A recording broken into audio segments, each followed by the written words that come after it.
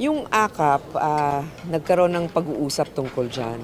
Alam naman natin na yung AKAP ay inisyatibo ng House of Representatives.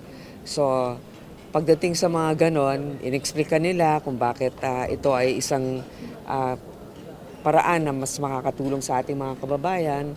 Ito naman ay ating pinakinggan at pinagbigyan rin. Kaya lamang hindi namin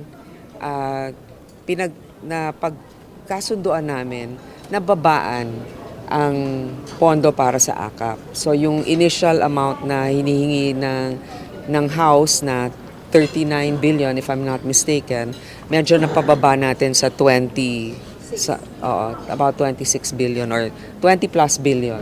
So meron participation ngayon sa AKAP, pero syempre ito ay nilinaw natin yung mga guidelines para dito kasi dati ito ay sa House initiative lamang. Pero bilang co-equal body at para naman may transparency, ang Senate ay meron ding pagkakataon na makatulong sa pamamagitan ng AKAP.